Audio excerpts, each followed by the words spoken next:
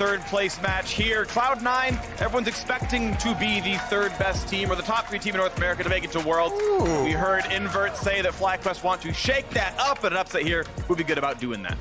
Feels good to be back, Freak. First game of summer. Yeah. Looking fresh already with the Draven bans coming out on the side of Cloud9. Sona Taric combination also being broken up from the side of FlyQuest. Rakan ban dropping them off as well. Do want to point out JJ is still starting right now for FlyQuest. It does mean that as we see the Echo Fox game later on in the day, Turtle and JJ will be the longest standing duo lane in North America. They started week 3 of summer last year, so they are now the famous duo to take a look at here.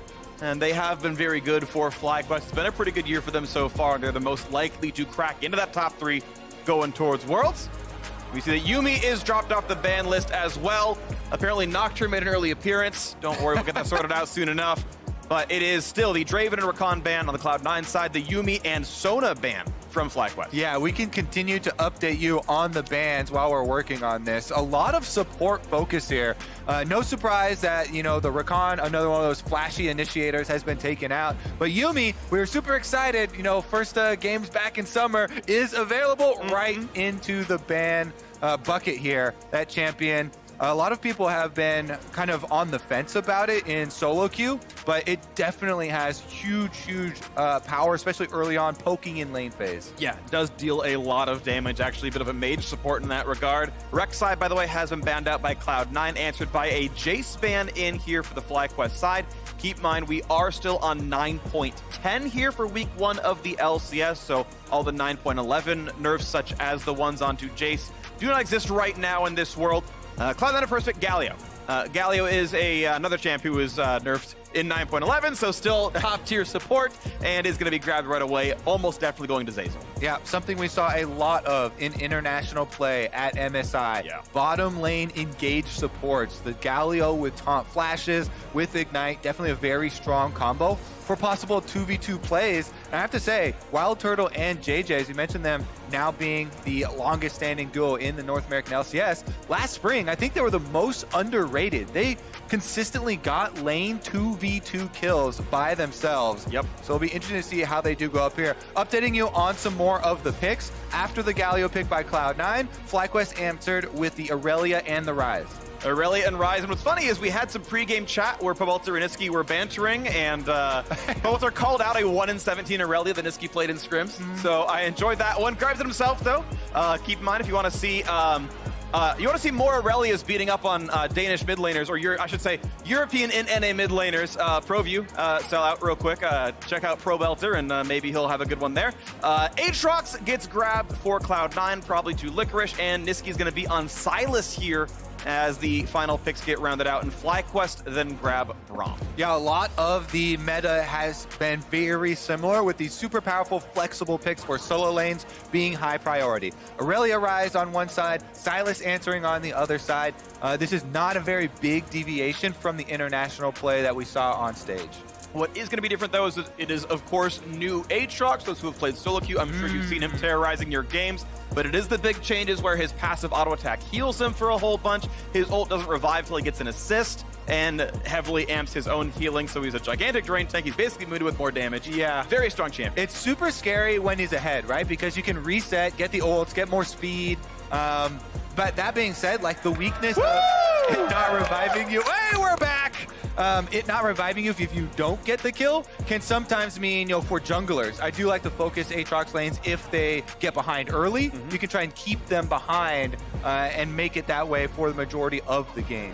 So quick things to point out here. I know the bottom band slightly cut off. That is Ezreal and Sejuani banned away by C9, and Sivir and Kai'Sa banned away by FlyQuest. So several bot lane marksmen are banned, and Xayah is grabbed right off the top here as well. Total locks that. And even though we knew Rakan was banned earlier on, it's going to be another late game scaling crit synergy marksman. Essence Reaver recently buffed as well. Helps this Xayah for Wild Turtle. Yep, Xayah in the last half here, even without the possibility of the Rakan combination, still just so much power in this champion. You kind of mentioned a little bit earlier, she can build very easily into these crit builds. And has a lot of safety from some of these dive tools with the ultimate. Hecarim also being locked in here. Very, very powerful for Svenskeren. That is going to be him on the Warrior. Trinity Force Hecarim was a critical part of the C9 strategy in spring. Yeah, it's going to be pretty good right there. And sneaky in lane, going to have Varus for himself alongside that Gala that we expect. I do want to slightly consider Aatrox still flexible with Hecarim. Yeah. I don't think it's going to happen. I think it's Aatrox top, Hecarim jungle most likely, but we have seen those champs played in those other respective roles. And now Vi is coming back in as well. Love the champion, made her debut sort of at MSI, here and there, and then finally, I think solidly in the meta, Jungle Vi. It's definitely a champion that's really good at diving Varus. Vi with the point and click with these low mobility carries is going to try and get to that backline, kill the target. Vi is also quite good at snowballing these solo lanes. So Vi plus Aurelia or Vi plus Ryze have very easy to execute kill combinations, playing off the other one's crowd control. Absolutely the case here. And keep in mind again, Aatrox does not revive with the ultimate unless he gets the killer assist. So the 2-for-1 up top lane could work very, very well. Hecarim is indeed the jungler there. Silas for Niski is going to be that pick as well. And we get the final looks from the coaches as they once again begin their summer split with these teams. I do want to see, is the Hecarim going to take Ignite? Because this has been something that's been taking over solo queue in very high-rated games. Is the Ignite Hecarim's now no longer taking Ghost or Flash? So we'll keep an eye on Svenskeren to see if he's going for that early burst. Definitely a more early game-oriented summoner spell, though, so maybe not applicable to pro play. Well, the look I'm getting right now on my champ cycle was that he moved over to Ghost, sadly not Ignite, but I think that'd be pretty hype to see as well. There's always a chance. And now that we are on the loading screen, it is going to be Ghost Hecarim, sadly. I would like to see Ignite Kobe. It would have been kind of exciting, but it is the more standard build here. Otherwise, nothing too out of the ordinary here in Champ Select. TP on both mid laners. Regardless, it is FlyQuest and Cloud9 doing battle. Two teams that have a good shot at making it to Worlds. The number 3 and 4 teams in the last split. And starting out summer with a win would be great. Here we are onto the Rift, everybody. First game of summer. We have a little bit of an aberration here. Wild Turtle on the Xayah also taking cleanse in addition, to the safety of the ultimate. He's facing a Varus lane. He's facing a Galio lane. Quite a lot of possibilities here for use cases on that summoner spell. Not only is he taking cleanse, he's taking kleptomancy as well, if I have that read correctly. So that has also been interesting. Q auto, W auto, all those things will very easily trigger onto Zeyzal's Galio or even trades with the Varus. If they're going to play aggro, he's going to get a lot of extra gold. All right, chants from both sides, hyped up in the crowd. Cloud9 fans, very, very sad at getting reverse swept in spring, and FlyQuest were so close moving further up in playoffs as well. I'm going to have to correct that. I am sorry. That is a bug on the graphics display right here on my screen. It is Lethal Tempo on the Xayah. It is not Halo Blades and Necrom. That is a Conqueror. So we'll get that updated soon enough, but different keystones than what you are seeing on the screen right here, if my spectator screen is to be believed. Regardless, we are onto this game, and as we get ourselves sorted out on this one, let's see what these players have in store for us. Level 1s have not been too aggressive. Nothing too outstanding happening right here. As we wait for the junglers to start. Looks like Vi's going to be on the blue. And a bottom side start for Svenskeren as well. And remember, now that we are on the new patches with the later Scuttle spawns, pretty much all junglers are going with much more level 3 clears. So we do expect them to be farming quite a bit more rather than going for those super early ganks. Especially when you have Vi and Hecarim trying to get a couple levels here. So yeah, they both just clearing on their buff sides, and pulls from both bottom lanes means they both get there a little bit late, and only one minion missed here on the side of Turtle. Lethal Tempo starting up here. Centaurn is doing the very easy, take these single target camps out first. The W very good for that, so we're going to get through this pretty quickly. And even if you're looking at the minimap here, I do like to pay attention to how the enemy teams are trying to track both junglers. They ping down both of the options. Hecarim's either rotating back down to the Krugs or going over to blue side to start on the Wolves. So FlyQuest not completely sure, and Svenskeren has opted to go over to the blue side. He's going to finish up, get that mana regeneration done first. And Santorin does a full blue side clear. With Vi, since you start Machete, it's much easier to do the camps that have less monsters in them. He's going to pick up the red buff, and then we might see some movement here. Hecarim actually already into the river. So if he gets down an early ward, Scuttlecrab's still a long time away, so maybe he even wants to fight. Oh, not going to spot each other just yet, just out of the fog of war. He's going to look for the red, but it's already going to be gone, but might still be able to come down through Santorin. Might see the chickens being hit. as the mid lane's getting really low as well. Niski taking a chunk right there, and now the Hecarim is there to fight. Santorin pushed off, and will lose a couple of small Raptors. Now Smites in goes for good damage. I think Santorin actually grabbed that one, but is pushed off the camp. Ooh, and it was pretty risky here because you could see the reason Santorin goes back in, Pobelter has more health in the mid lane, but Niski had shoved the wave in and also was rotating over to the side. So both junglers kind of pull off of that fight. Svenskeren was not chased out there as Niski still had enough in the tank to threaten following that roam. Since the bottom lane is pushed up, yep. Congratulations, you got Scuttle Crab. It spawned just about 20 seconds ago, and that one's going to go to Sven, no problem at all. And now we do have ourselves the other top Scuttle being taken down pretty quickly as well. Santorin's going to have no problem getting that one, so it will be a trade. Bot line priority means one thing, but being on this other map means another, and these junglers on a fairly similar farm count. Looking quickly at the top lane, it's +4 for Viper. That's a good start for him. Bot lane slightly advantage for Sneaky in lane alongside Zazen. Yeah, pretty good spot for the wave here on top side for Licorice too. He's holding it right in front of the tower. So we might see some junglers called over to help push this up. Yeah. Currently Viper wards for himself, does feel a little bit risky. Hecarim is definitely adept at coming through for lane ganks because Aatrox can set him up with a small knockups. But it looks like we're going to have Santorin on the Vi hovering around. He's not too far away, and you could delay enough. And that was nice by Viper, kept the cannon alive, able to use that to jump right back out of the Infernal Chains, and no harm there either. The top Scuttle helping, and yeah, he was okay to finally get that push through and not get denied too much when he finally gets that recall off. Double longsword in for Viper, and the other pieces of the Tiamat when allowed. Control Ward helps this as well as we get the recalls off from the junglers, red smites for both of them. All right, so currently then the teleport advantage is still held by Licorice. He's not gone back to purchase. Meanwhile, Viper with the extra longswords in inventory is going to have that combat potency. Going to have to watch out a little bit on the side there. Meanwhile, both junglers with the challenging smite.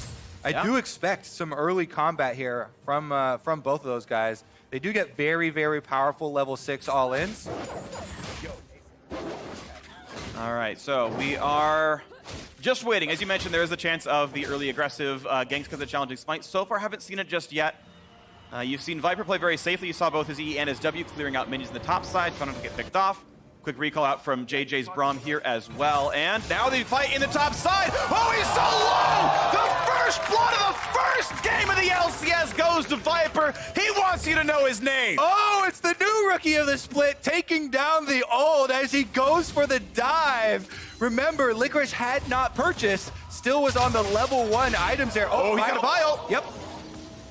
Oh, but he's got teammates. JJ came down as well. With great power comes great responsibility, Freak. You don't want to always insta-ult on in there. And it was a good call, too, because there was a roam from the FlyQuest support as JJ was headed towards the mid side. So sometimes you need to hold back a little bit. This game, though, fireworks already. Fireworks indeed. We get back into the lane. Do want to point out that, of course, the top lane kills were traded back and forth. 100 gold lead for first blood, but as you mentioned, TP advantage, I believe Licorice got the burn it just now, shove in part of a wave.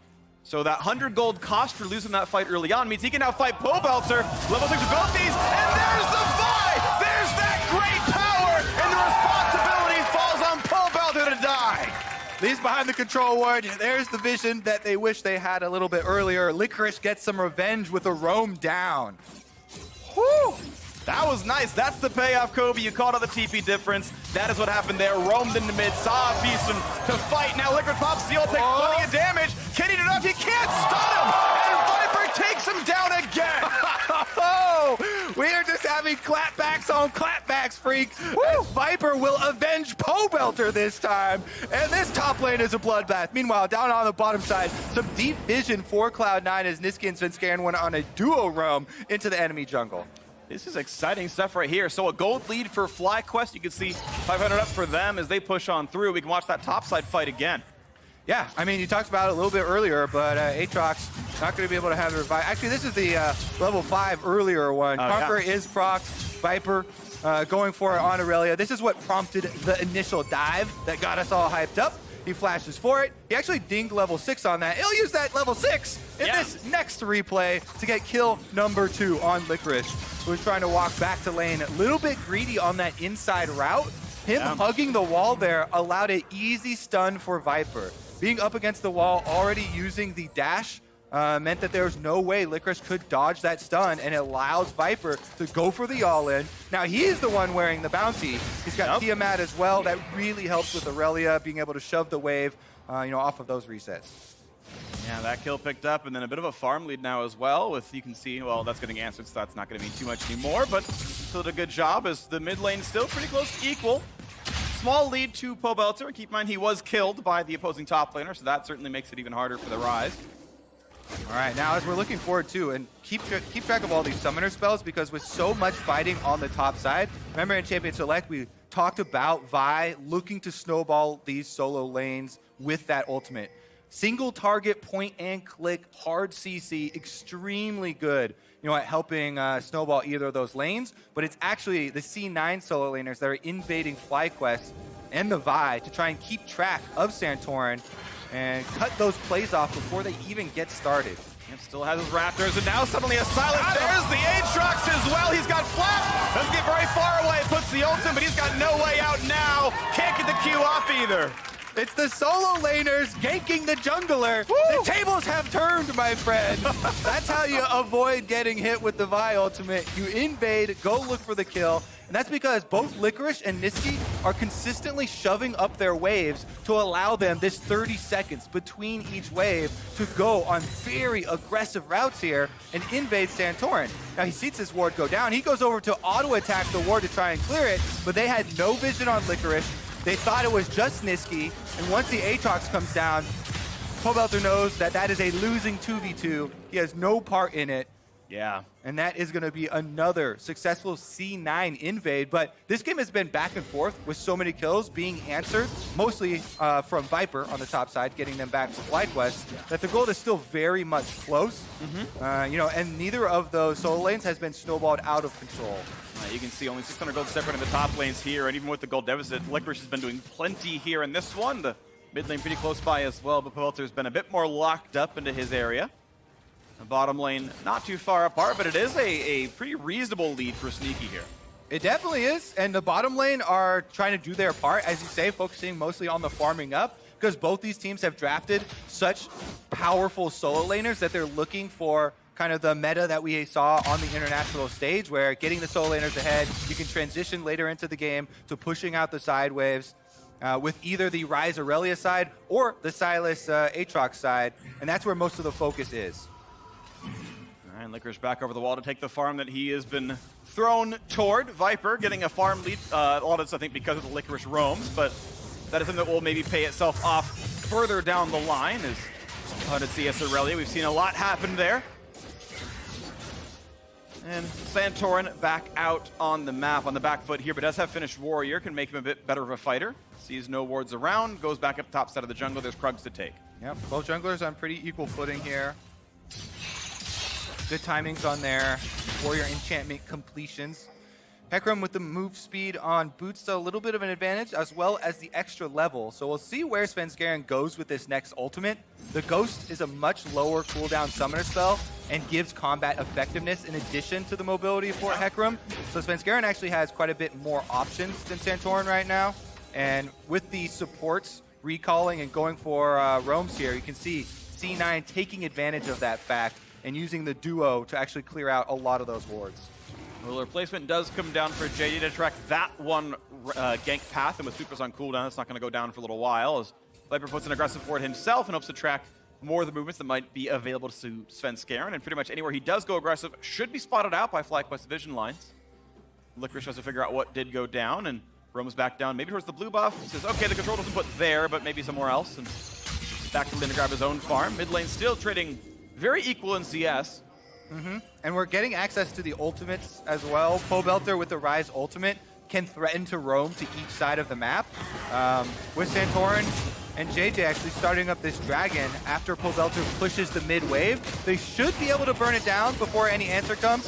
Yeah, Zaza's trying to steal it over the wall, but should not be able to get it. Now the farm is not going to happen, so FlyQuest Cloud Drake in for them. No aggression coming through. They have the auto attack and the Q coming in. Another Vi ult stolen. And I really like that for FlyQuest now, I think with the Dragon taken off of the map, Santorin should focus topside. Viper is their strongest player. This Aurelia with the extra CS lead, with the extra 2 kills, that combined with a Vi ultimate should be able to get them a kill, and they could really snowball their win condition ahead. Meanwhile, Cloud9, with Niski here in the mid lane on the Silas stealing ultimates, has to be the biggest thing they're worrying about. Well, Santorin is going to spot out that Hecarim is taking the Scuttle. Well, the empowered Scuttle, Rift Herald. Similar, same genius, I think, really. Just, different members of the family. She was mutated by the essence of Baron, I believe. Sure, yeah. Scuttling a little bit too much around the Baron pit gave her super strength. Very strong either way, meaning a grim end in this game, only 13 minutes in. It looks like they might not be able to summon it in time to knock down plates, but at least it will almost definitely mean first turret somewhere on the map for Cloud9, so a surge of gold all the same, as down goes a few more minions, and this game still sits only 500 apart, and it's 500 minus the Cloud Drake that FlyQuest picked up earlier, so still a very close one as scaling comes in. Blade of the Ruin King done for Sneaky. Want to point out that Rageblade, of course, underwent changes after MSI before summer started, so it is going to be a weaker second item if he wants it at all. We'll see if that does come through, but crit marksman scaling, yes, CS deficit, but not out of the world of coming back into this one. Definitely extremely powerful still in the team fights. And that's one thing I like about Xayah. Isn't one of those crit marksmen that you have to get the Infinity Edge multipliers coming through with your first Zeal item. The cooldown reduction from Essence Reaver also goes a long way in boosting up the damage output here, with so much of it being spell reliant on the Blade Caller. And with bottom side being both junglers looking for possibilities down here, we might actually get some action as they fight over the wards that really control the river here, which is your main gank pathway throughout Summoner's Rift. And definitely gives a lot of power over to the one that controls it. All right, now Cloud9 doing their best to control the bottom river, but Sweeper not popped, will not get rid of the rest of these wards. Over the wall goes Herald, though, and this should be in first turret mid lane. Yeah, this is a possible 5-person collapse from Cloud9. They're all congregating around the mid lane with the Rift Herald charging. They're threatening a dive. All right, Pobelter and Santorin both forced off right now. They will be able to walk away from this one as no one is killed. And Niski no longer has Assault and Battery available anymore. Still can't steal the next one from Santorin as turret does go down. Gold's given over, and back to the lanes they go. So in the end, we do get that trade, right? The Cloud Dragon over to FlyQuest and the Rift Herald successful use by Cloud9 to gain that first turret bonus you were talking about. Yep, 650 total. We're knocking on the turret plus the first bonus on top. And bot lane is shoved in and will be easily picked up here for Sneaky, no problem afterwards. Svenskeren, though, waiting for the potential aggression. You talked about how Santorin maybe should play around topside, but it's actually C9 doing a bit more of that, maybe shutting down Viper. And Sneaky hasn't needed any help, but in the mid lane after the Herald, now the top lane getting pushed in, and look at that. That is going to be gold and maybe XP lost out by this top lane. Yeah, he's going to lose a little bit. It's a cannon minion wave, so he actually sneaks back in there with the dual lane recalling. Reinforcements, but over the wall goes Aatrox. Couldn't find the stun, so he's just fine. They get the control ward, and essentially no harm, no foul. I think all that gold was picked up after all, so they're fine. But the attempt was still made. Yeah, I think if the stun lands, you maybe get that summoner spell out of the Aatrox there.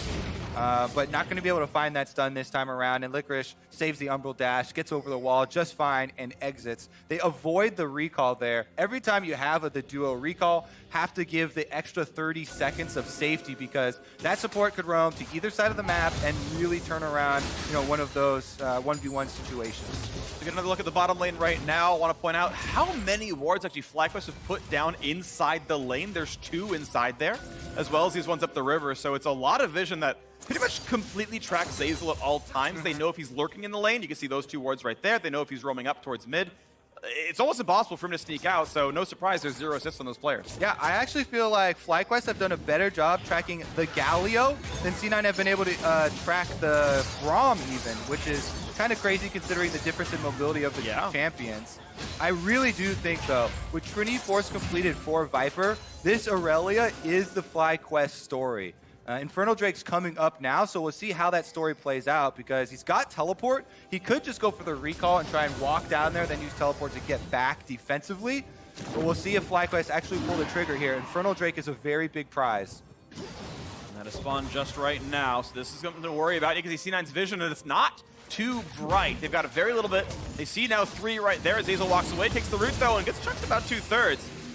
They're not going to go for much more than that right now. As snipes come in, another assault and battery stolen. Niski has an affinity for that one, it seems. And unsurprising there, as Aurelia is coming down as well. So the squads are converging for this fight for Infernal. Yeah, they definitely want to fight over this Infernal. That percentage increase in damage later in the game is going to be so big in swinging those side lane matchups between the solo laners. This is going to be a fight. They're going to contest it. Bear's ultimate misses, though. That is a rough one. That's a pretty important team fight ulti, but they're still going to stick around. There is the pull in forward towards the rise. Galley over the top. Here comes Hecarim as well. Looking for a kill, and C9 cannot find it. Poe Belter draws the kill and looking for a little bit more. Viper jumps in, looking for another kill into Licorice, slows him down, and here comes Realm Warp. It's Poe going through into that one. They're going to surround the Aatrox, and he goes down. The world is ended, and FlyQuest take it 2-0. FlyQuest focused down Svenskeren as he goes for the engage, and Cloud9 had no one else to follow up there, so it's a clean victory here for FlyQuest. Infernal Drake will be picked up on their side. Hazel did channel ulti. I didn't see what stopped it, but it didn't go all the way through. Either way, there was no easy follow-up regardless, and FlyQuest Infernal Drake plus 2 kills. Now the gold lead and those 2 Drakes. All right, we're going to take a look at this replay. Sneaky fires the ultimate, dodged by everyone from FlyQuest, and then C9s want to use this Vi stolen ultimate plus the Galio combination, but like you're saying, this Galio is right on the front line, gets hit with the tip of the Braum ultimate. What a heads-up play from JJ.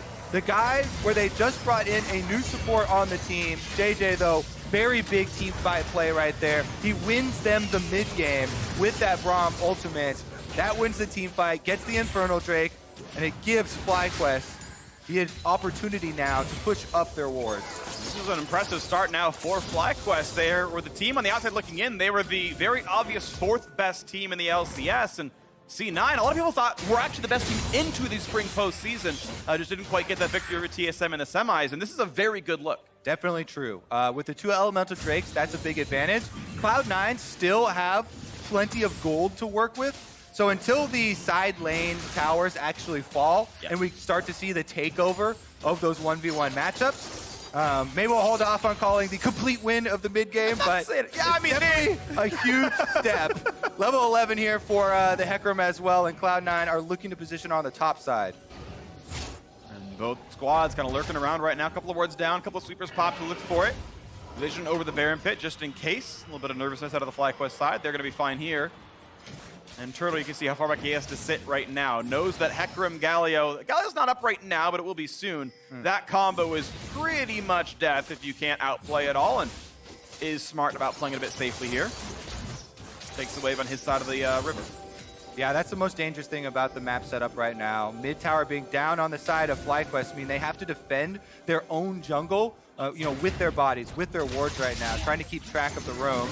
Well, Viper goes in for a fight right now. Does have opponents around him. Pops the ulti in. That was stolen away by Niski. Takes a snipe now as well. Licorice showing up to the fight. Once again, all 5 of C9 are around. Rise TPing in late now. He's here as well. But by the time he shows up, FlyQuest already want to go away. That is a cooldown burn for no gain, as he will be the wave clear champion now, and no kills picked up, but JJ's still a bit injured. Could be found out by Zazel. Takes the damage. There's a flash into everything, and the kill is picked up. 4-4 on the scoreboard. Now Poelter alone under his turret. That turret's not too healthy, but C9 not going to go for the dive just yet. Santorin waving to him from the other side. Goodbye, friend! With the big gauntlets, here comes the pile drive, and a stopwatch buys some time. Svenskeren forced out. Now the knockup. Poelter turns around one is answered back. Here comes the rest of the fight as Viper rejoins now as well. It will be the revive. In for the one. It's still alive, and they would have chunked down everything. A clean enough team fight for C9. Oh, FlyQuest should have just waved goodbye. They thought they could do it with the stasis on the stopwatch from Poe Belter, but in the end, Cloud9 get the successful kill on the top side. They get the tower, and they're going to start up the Baron. This seems almost guaranteed. The amount of tanking Licorice did in that team fight through the ultimate and all the extra healing, but now 2v4. FlyQuest want to stop, and the health bar is low enough. This is a full resource Xayah. So Baron will not go down, and we will stop for the next one. What an action-packed game here. Cloud9 with the big strike back. Huge teamfight victory up on this top side, and they actually get an extra kill out of it. Let's take a look at how they start this off. Now they have the Hecarim ult combined with the Galio. Poe Belter with a very nice stopwatch does buy them time and does get him the counter kill onto Zazel. But then Santorin is under the turret. Licorice does have the reset on Aatrox, so he continues to deal damage under there. And so much health. Finish off the second 2 kills plus the tower.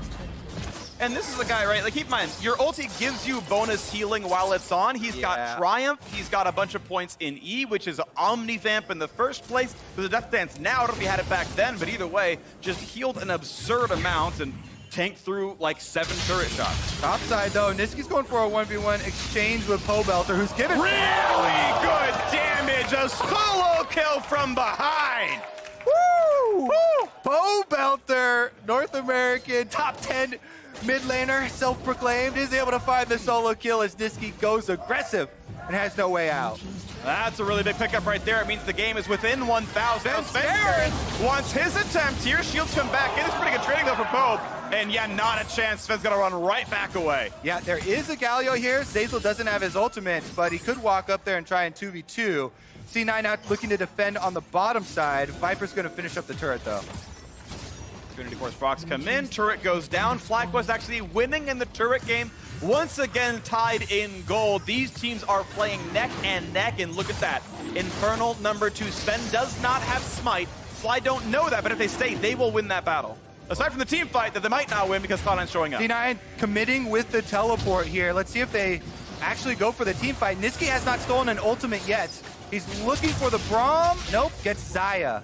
That's not too great, but it'll exist. Does have the ulti available now on this one as they look to punch in some damage. FlyQuest move forward. JJ finds a slow. A little bit of damage on him as well, waiting for the next move to come in. C9 do have initiative on mid. They can push that in easily. We got the dragon stare down, freak. Yep.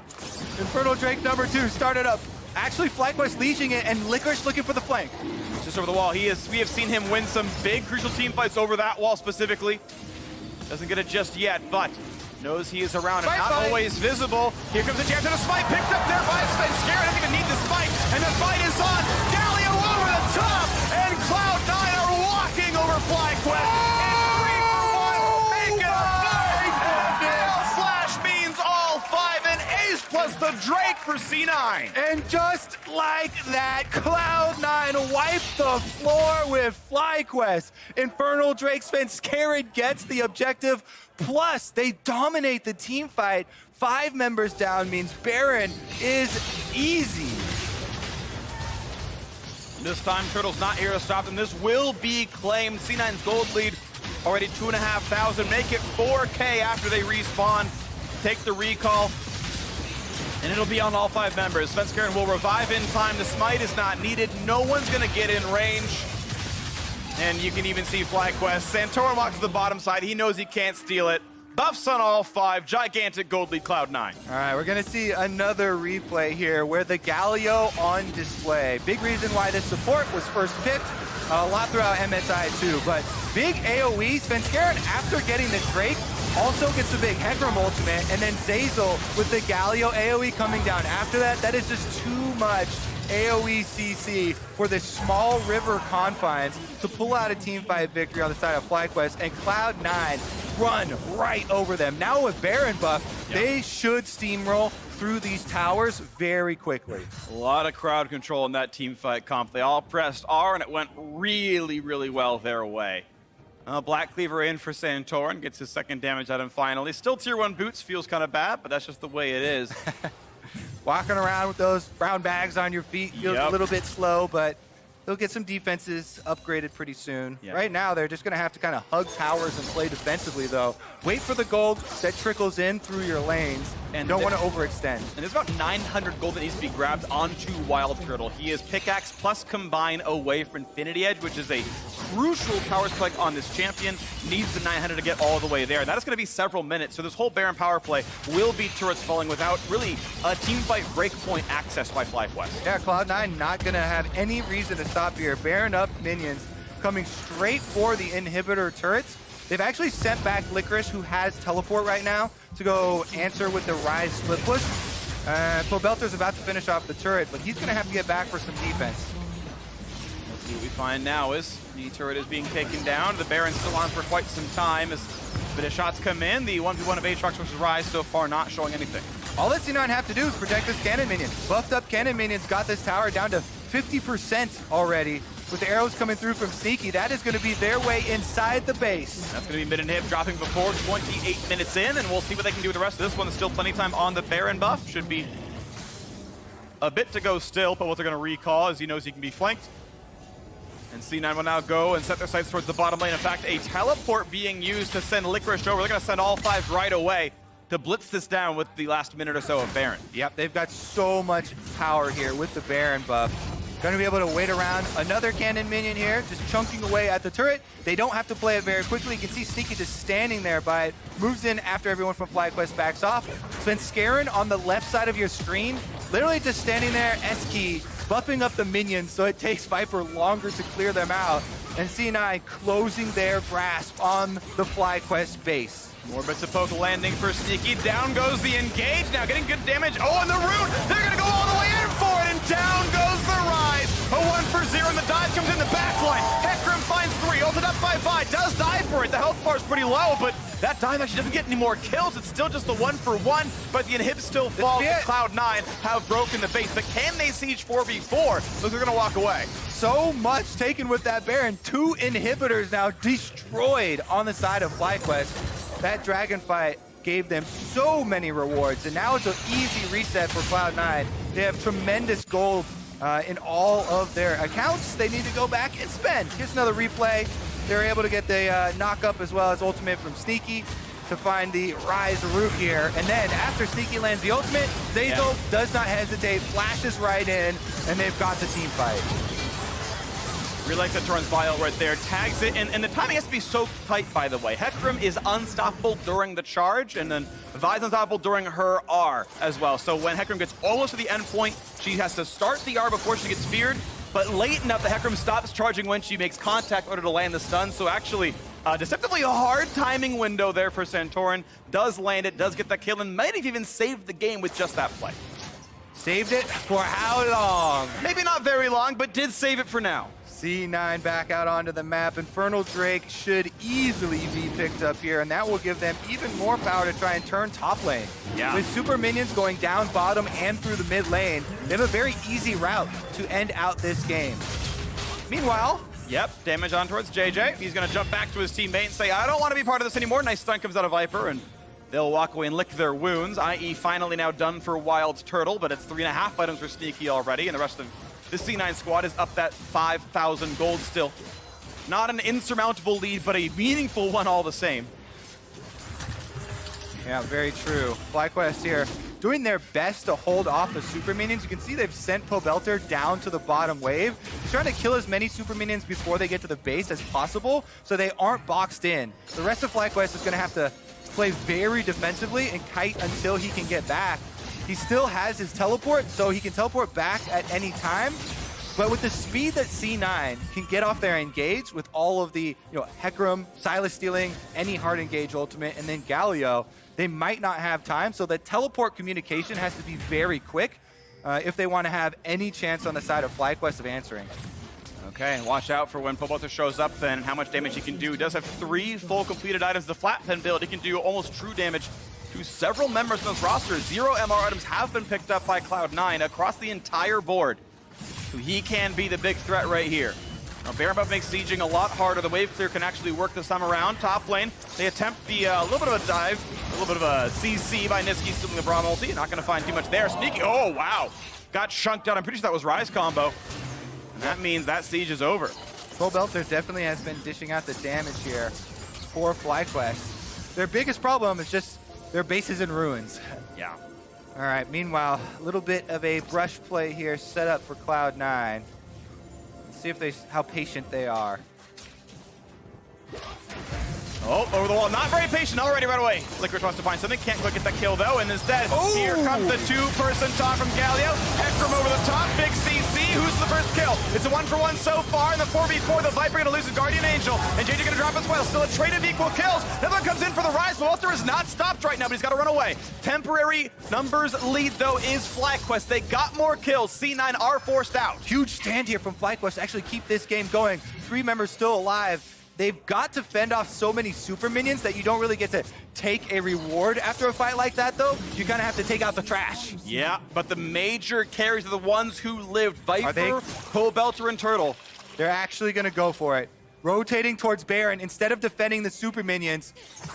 The squad has to look at this mini-map. These super minions will destroy that turret if left alone. So Cloud9 just have to keep them here. Santorin burning it down. Spawns in 2 seconds. Viper shoots down. Now the 2-on-2. They get the kill right back. No, Licorice has GA but no ultimate. Trying to run away. Flash to the wall is gonna no, he'll burn down the Death's Dance. So a Guardian Angel and a 1-for-1 trade kill seems pretty positive, but now C9 maybe try to answer back. You can see the wave clear now from the FlyQuest duo of support and jungle. Do still lose their turret, but their base at least will not fall. Yeah, Santorin does revive, so they're able to defend the Nexus turret number 2. They did lose number 1, though, so there are a lot of routes in for possible split push here from C9. They've got control of the map. There should probably be a reset up around Baron, throw down some control wards, and then FlyQuest still have a fighting chance here. It's definitely very risky, but let's take another look at how this one started out. JJ jumps out of the box there from Licorice. That's the re-engage from Zeyzal that does catch Wild Turtle, but he gets critically outside the fear range of Hecarim for the secondary engage. And you can see Wild Turtle here, even with Cloud9 getting off their AoE, he is able to still free fire and stays up the entire fight. So with Pobelter locking down the damage threats with the Rune Prison there, he's able to finish them off. And he's very happy that they're still in this one. Yeah, doing pretty well right now. Pobelter and Wild Turtle, a backline threat to be sure. As we now have the 4th item, it's 100% crit chance now for Wild Turtle. Hurricane is done. He will slaughter the front line of C9. If he is not killed, if he R's on time, cleanses on time, flashes on time, he will wreck. And critically, FlyQuest have been able to defend long enough for their inhibitors to come back up. Ult's in, they're going for Liquor right now, and he won't revive until he gets an assist. Look at the backline dive, it's already towards Pobelter. Nixie can't find that just yet. Turtle's kiting away. He's got one, almost. He got the Guardian Angel, but 1 kill already towards Viper. We got Zeyzal finding a route, looking for a little bit more. On the board as well. Looking for the next engage, though, could be really good damage.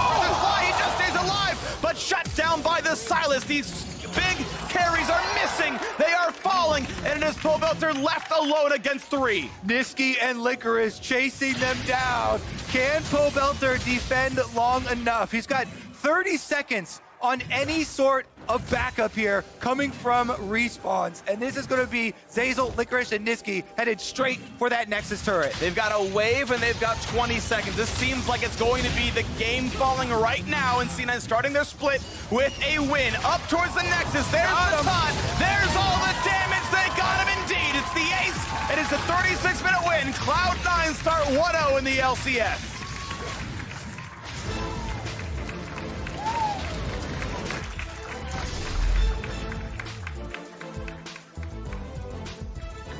C9, talked up by most of the pro players last split as being the strongest contender going into playoffs.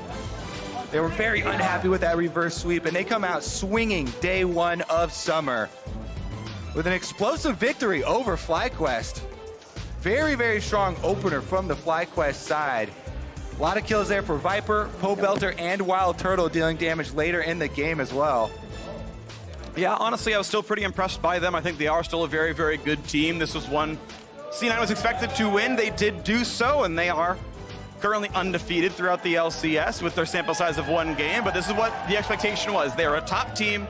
They should be very good. Licorice looked solid, 6-3 and 12 on the new reworked Aatrox. I think we're on version 3 right now. Looked pretty solid. Sneaky and Zeyzal, just 1 lane heads up 2-on-2. There was very little intervention from teammates, and at one point it was like 99 to 66 CS. This was a pretty substantial heads up 2-on-2 lead overall. End of the game, actually down in gold as eventually they started funneling towards Wild Turtle, but I thought, you know, kind of down the line, everyone looked really good on C9. Yeah, Sneaky and Zeyzal lane phase extremely strong with that Varus and Galio combination. That's one of those classics. Yep. And they really did pilot those champions extremely well. I liked what FlyQuest tried to do in the beginning, maybe a little bit more focused towards the Aurelia side. We could have seen some effort at trying to pry open that sort of 1v1 scenario, because Viper in the beginning was doing so well for them. 2 solo kills on his lane opponent, straight up. No jungle assistance whatsoever. So I agree. I would like to see a bit more aggression early game from FlyQuest. Regardless, a good win for Cloud9, and now for more on their first victory of the split. Avali standing by with the triumphant top laner. Thanks, guys. Licorice, congratulations on the first win of the summer split. And it was basically a battle of the rookie of the splits up in top against Viper. Very scrappy. How did you find your opponent today? I mean, he smacked me around a little bit in lane, so I can't say I won the lane phase, but I think that I was still able to have a really big impact on the game. So, I mean, it was just first game back. I'm happy with it for now, but I'm definitely looking to improve from there. And speaking to that, this was basically the third place match of Spring Split. After you guys were out of playoffs, you were very vocal about not being satisfied with where you ended up. So what's going to make Summer different? I mean, I don't know if there's like anything crazy that we're going to do differently. Like, we worked really hard last split and we just like lost it by one game in a close best of 5. This time we're going to do the same thing and we're going to win it all. Well, tell me a little bit about the boot camp that you guys went to during your break in Korea. How did that help you guys prepare for summer? I mean, boot camping in Korea is always good. The solo queue is like a little bit better, but I think the biggest thing about it is just that everyone, when you're in Korea, you're all super focused. Like, everyone wants to try hard and play and like win and get better. So it's just a really good environment for like improving as a team. And I want to ask you a little bit about Cloud9 having, amazing international success last year at Worlds. But just a month ago, we saw Team Liquid make it all the way to the finals at MSI. So as a player, what was that like for you watching it? I mean, it's definitely mixed where like I'm watching it and I'm thinking like, oh, that could have been me. Like, that should have been me up there. But at the same time, like, I'm always happy when NA does well internationally, and I'm really happy for the guys over at Team Liquid. Well, that being said, Team Liquid versus TSM is our next match. Any predictions going into that game? Well, I mean, based on MSI, it looks like TL's the second best team in the world, so I'm going to have to go with TL for this one. Second best in the world. Licorice, thank you and congratulations again. And for more on the game, let's hear from the State Farm Analyst Desk. Thank you very much, Avali and Licorice. Calling TL the second best team in the world. We'll see if his prediction holds true in that very next game. Know how they cut the interview the second he said something.